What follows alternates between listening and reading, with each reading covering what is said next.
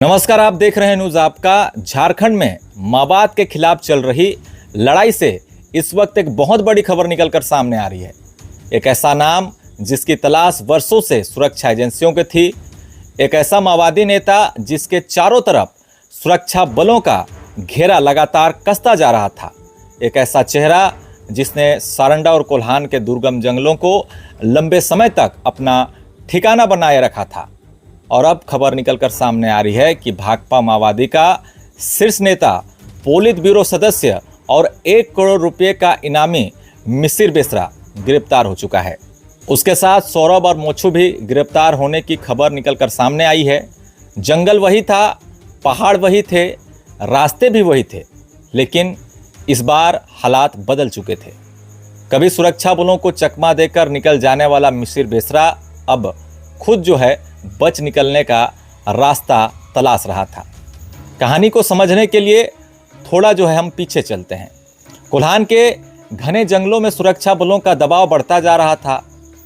एक के बाद एक माओवादी मारे जा रहे थे, गिरफ्तार हो रहे थे या फिर हथियार छोड़कर मुख्य धारा में लौट रहे थे। माओवाद संगठन की पकड़ कमजोर होती जा रही थी और इसी कमजोर होते संगठन के बीच मिसिर बेसरा के सामने सबसे बड़ी चुनौती थी खुद को सुरक्षा एजेंसियों से बचाना। बताया जा रहा है कि वह अपने कुछ साथियों के साथ लगातार कोल्हान इलाके में एक स्थान से लेकर दूसरे स्थान जो है घूम रहा था। कभी एक जंगल में रात गुजारता, फिर ठिकाना बदल देना, कभी पहाड़ों की आड़ लेना, तो कभी दूसरे इलाके की तरफ निकल जाना। लेकिन दूसरी तरफ सुरक्षा एजेंसियां उसकी हर गतिविधि पर जो है नज़र बनाए हुई थी। उसे लग रहा था कि ठिकाना बदलने से जो है पीछा छूट जाएगा, लेकिन शायद उसे अंदाज़ा नहीं था कि जंगल के बाहर भी उसकी हर गतिविधि पर नज़र रखी जा रही है। इसी बीच और एक बड़ी घटना हुई।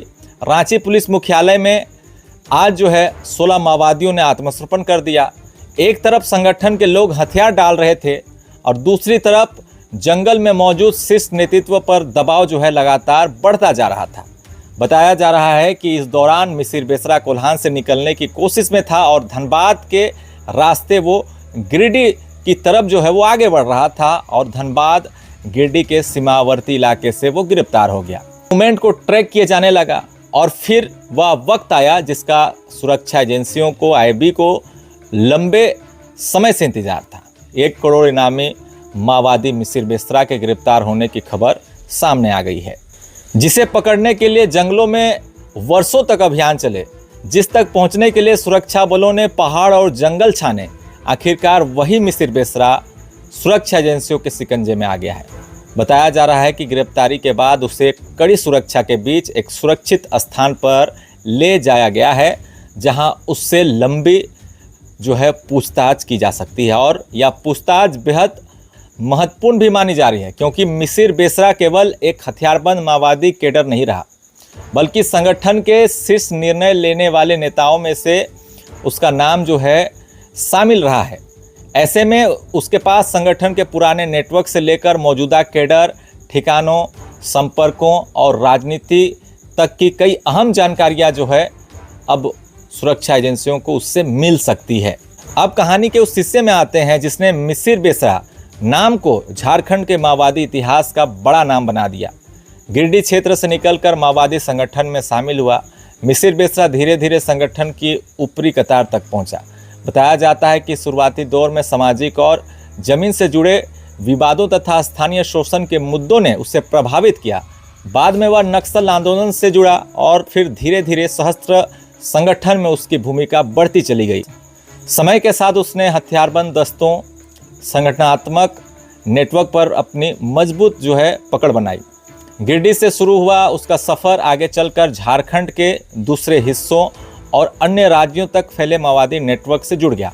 एक स्थानीय आंदोलन से निकला व्यक्ति कब बंदूक के रास्ते संगठन के सबसे ऊंचे पायदान तक पहुंच गया, इसकी कहानी झारखंड में दशकों तक चले माओवादी संघर्ष के इतिहास से जुड़ती चली गई है।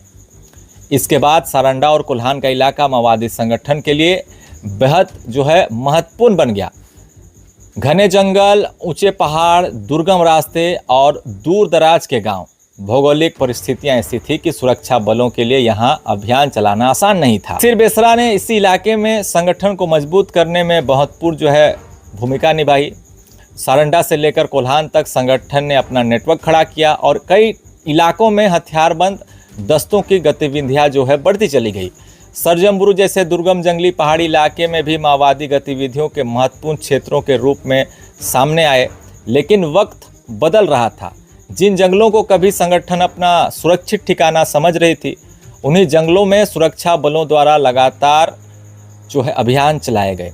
एक एक कर कैंप स्थापित हुए, अभियान तेज हुए, माओवादी नेटवर्क पर दबाव बढ़ा और धीरे धीरे संगठन की वह मजबूत दीवार कमजोर पड़ने लगी जिसे वर्षों में खड़ा किया गया था। कभी जंगल संगठन की सबसे बड़ी ताकत था, फिर वही जंगल उसके लिए घिरता हुआ दायरा बनता चला गया। रास्ते कम होते गए, साथी कम होते गए और सुरक्षा बल करीब आते गए।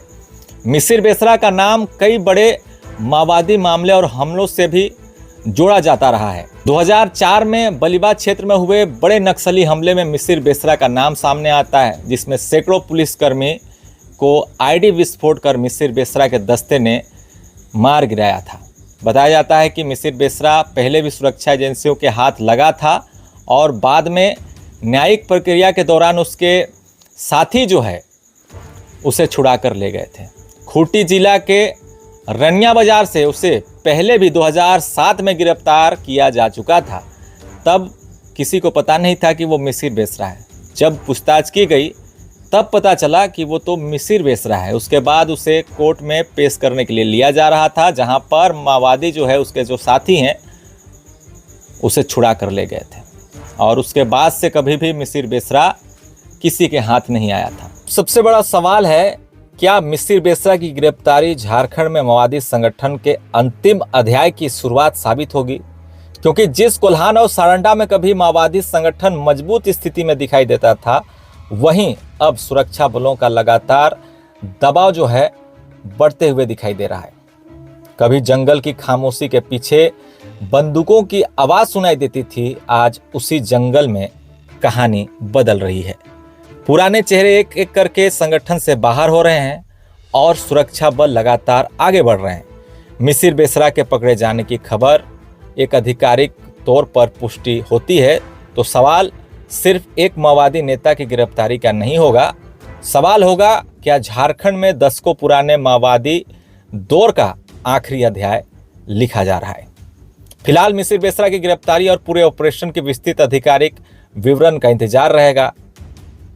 देखते रहे न्यूज़ आपका। नेक्स्ट अपडेट के लिए धन्यवाद।